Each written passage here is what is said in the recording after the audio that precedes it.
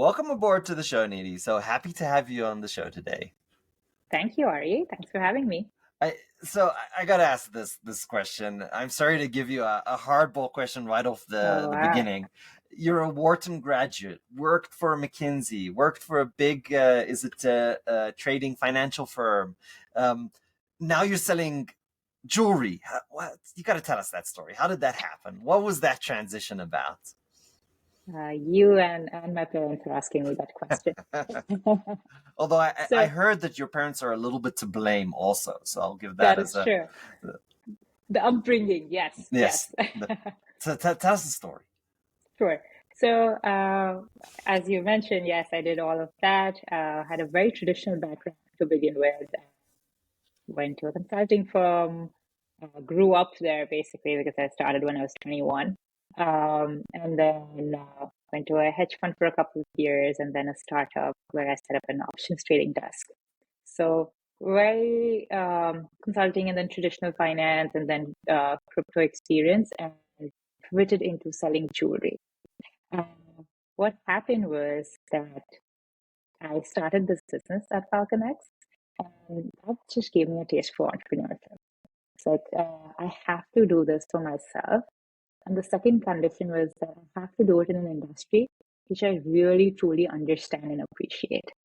So those two were my criteria that I wanted for my next phase of my life. Jewelry was something that I always was excited about. Everyone in my family from like past 3, 4 generations have tried to be in jewelry business. My grandfather apparently failed really bad at it. And that's a great story as well. But so we have a lot of jewelry in the family and an extended family as well. So it was always an exciting thing to turn to. Um, Growing up in India, I think I understand jewelry very differently. So, How so? What uh, does that mean? yeah, jewelry is seen as an investment in India. Mm.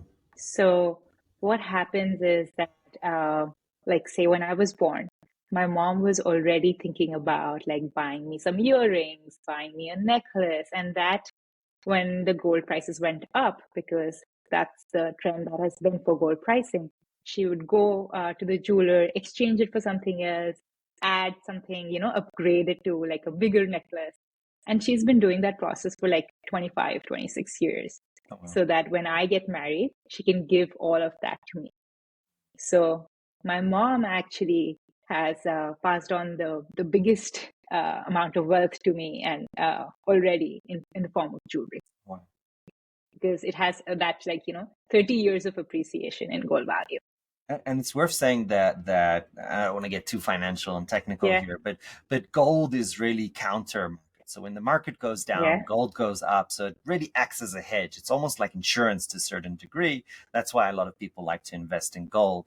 And the other criticism that people say is, well, if I invest in a piece of paper that's buying gold and the whole thing goes sideways, then if I have the physical gold, that's the best. I'll make a personal confession. My yeah. dad bought Kruger coins, if you know what those are. Okay, So that's the interesting. South African gold coins. Yeah, yeah. I don't know how many he had, but he brought out one tray of these, Oh, and they're wow. heavy. Like they're heavy. Kind of like, Yeah, yeah, whoa! It doesn't look like it. It should weigh that much. yeah. So buying gold as an investment is definitely not a new thing, but it's not as popular as you would think. Um, Exactly. what what did your parents say about this move? You kind of alluded to the fact that they weren't necessarily happy. So, I think for them, it's like, oh, you had a job, it was a great job, and everything was set, right? Like the milestones are set for you.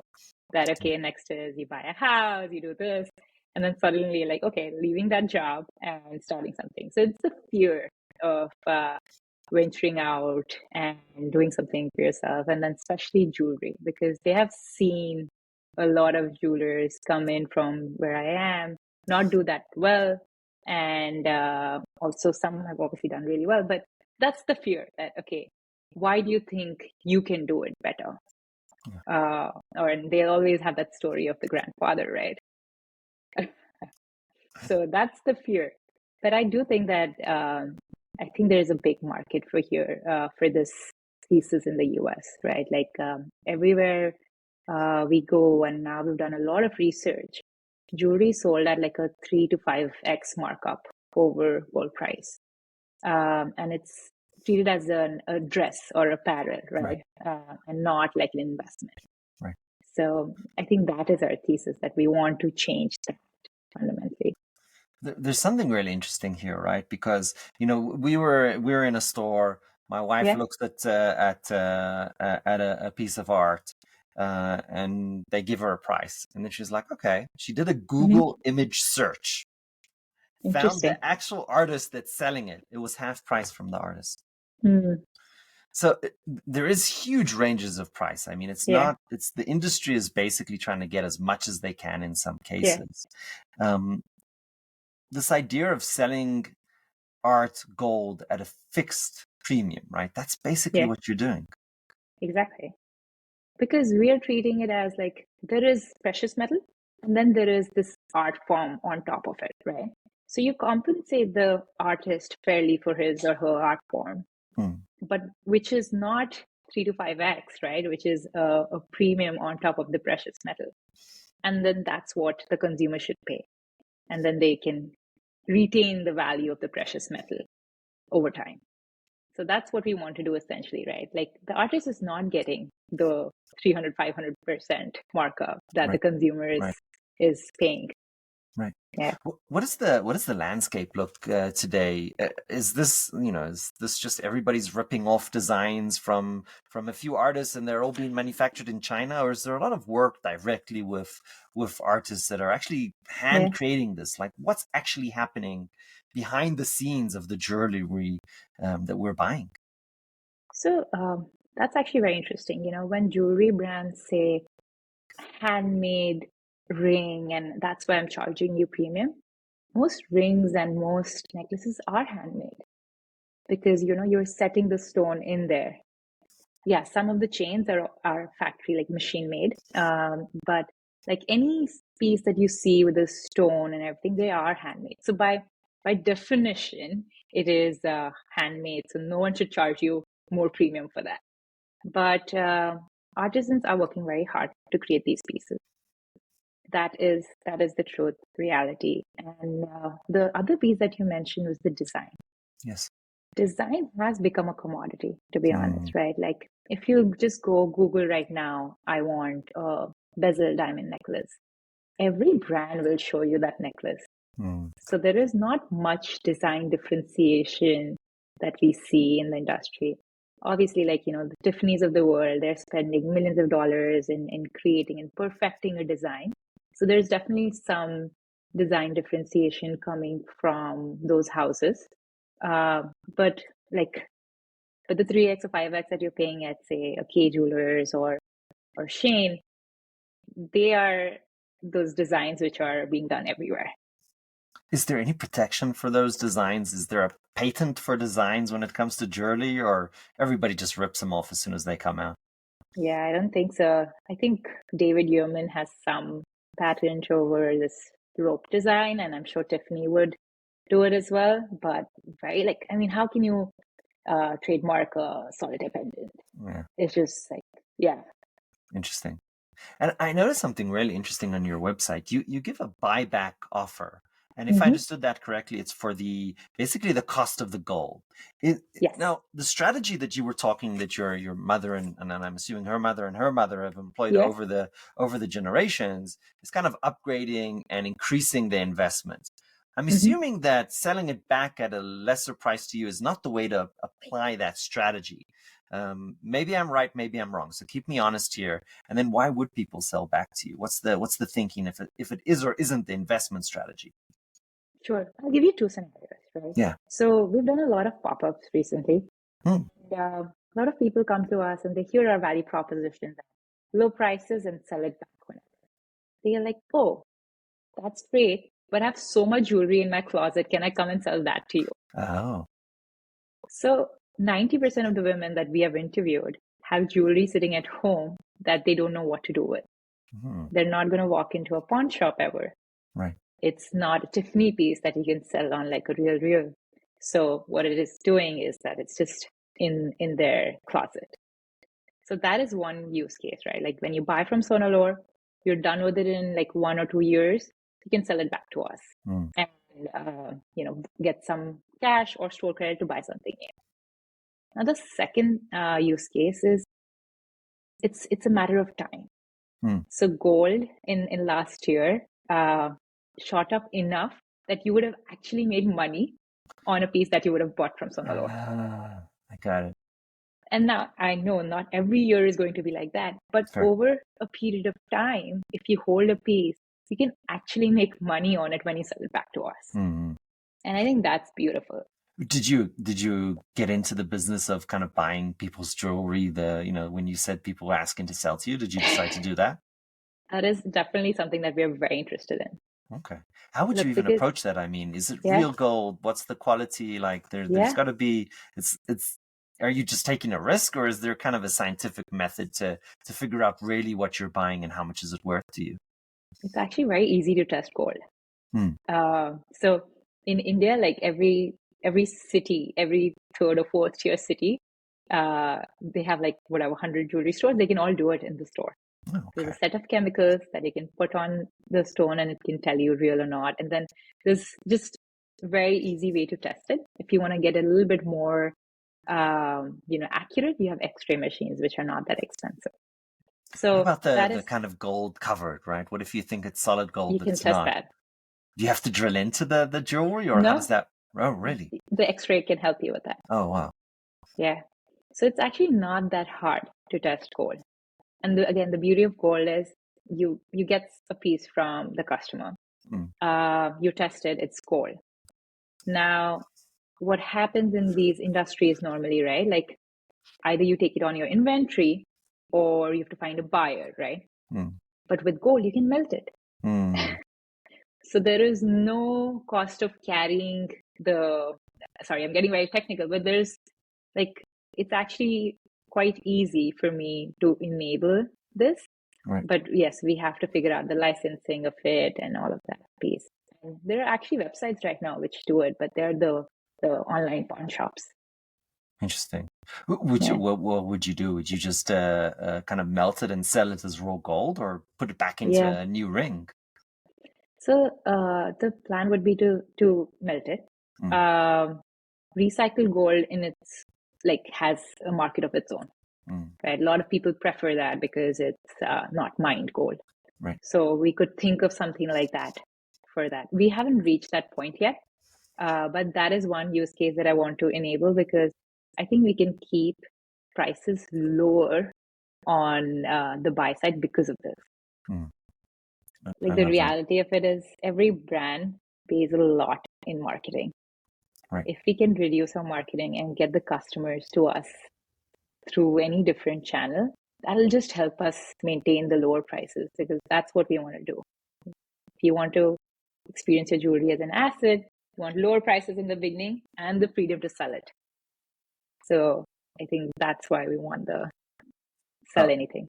I'll tell a reassurance maybe for your parents Okay. and for anybody listening here who's considering an entrepreneurship. Being a veteran entrepreneur, I can tell you that even if you fail, worst case scenario, right? I'm not saying you will, and I really wish the best of luck for your business, but I'm saying even if you fail, you have learned 10 times more in that period of time than you would have, working for, a Siemens or a McKinsey or whatever. It's just going to accelerate you and teach you things in such an amazing way. So I'm really excited to see, how this journey grows and unfolds. That's delightful. A lot of endurance building.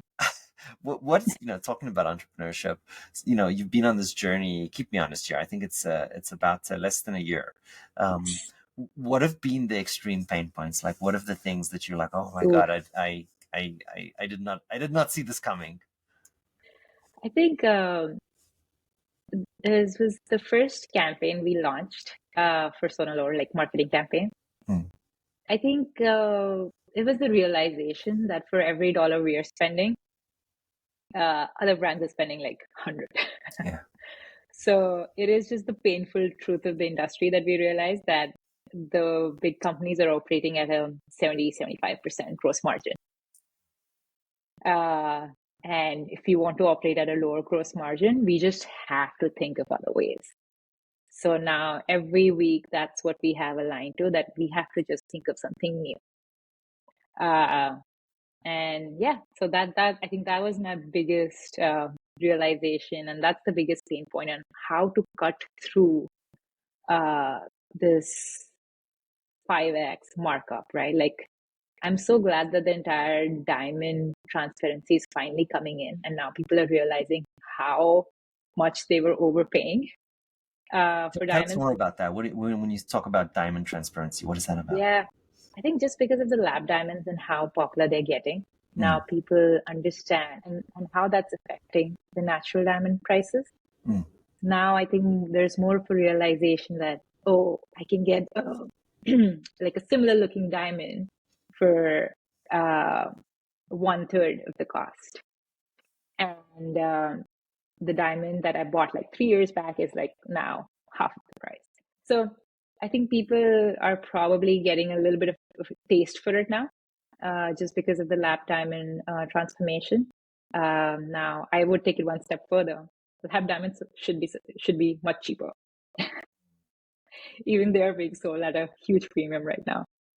Are people staying away from lab diamonds? Do they want the real thing, or is there an openness to the lab diamonds now today in the market? We're seeing a lot of openness. So openness definitely in jewelry, right? But also openness in engagement rings. Mm. Because what couples can do is they can get a better clarity, better color diamond for like half the cost. Yeah. So a lot of openness. I don't know if this is still a thing today, but there was always there was a concern back in my time about the blood diamonds and, like, is it ethically sourced, so to speak? Of course. And the lab diamonds almost could be a better opportunity from that perspective. It takes out that concern completely. Yeah. I think it's a very valid concern, right? The blood diamonds. We don't want to propagate that piece at all. And lab diamonds is actually a very sustainable way. Interesting. Nidhi, we have only one scripted question on this show. Oh, wow. Okay. But it's a difficult one. I didn't get it though. It's coming now.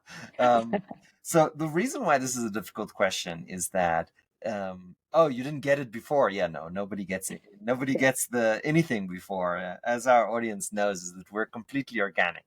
But our our listeners know that there's one question I ask every guest at the end of the show, and that's, if you had to go back to 20-something-year-old Nidhi, what would you advise her? It's going to be controversial. We love controversial. I think it would be to quit McKinsey sooner and go the entrepreneurship route, or just like try multiple things. Because as I said, it builds a different kind of endurance. And I was in California for like last 6 years. So I think that's my one regret. I should have just done it sooner. I love that. I have a joke with my friends that the easy way to recognize a consultant from the Big Four is if they look like they're drug addicts, basically. Their eyes are red and, they're sleep deprived. And I'm still sleep deprived. I also have a 14-month-old. Oh, my God, congratulations. Yeah, thank you. But, and like, running and starting this business, I have a wonderful co-founder, but it still takes a toll on you. So still sleep deprived. So 14-month-old, that means that basically you started this with something like a 5-month-old baby. Yes. You're a superwoman, in my opinion. Starting a startup with a 5-month-old baby, that's still that's in the area of where you're not sleeping well, you're not concentrating. If you're breastfeeding, then all the hormones kind of screwing with you. Yeah. Oh my God, the pregnancy that and then was the breastfeeding stupidity that and kicks then the in. drop when you stop. Oh my God. So, but again, as I said, I have a wonderful co-founder, Navya, who's my classmate from Wharton. So if you have someone to lean on, someone to share the load, I think that just gets much easier. And like also, I husband is there to take the load as well. But let's give him some credit. My wife woke up in the middle of the night and she like said, "Oh, take the baby." She put her slippers on me. Wasn't Baby was in a different room. It wasn't there. Yeah, because all you're just thinking is Uh, baby. no, it's hard. It's a rough time. Well, Yeah, that it's such an amazing story. We are really excited to hear, the next steps, and we'll definitely love to have you back. I appreciate you coming on today. awesome. Thank you. Yes, we'll keep you updated. Have a wonderful day.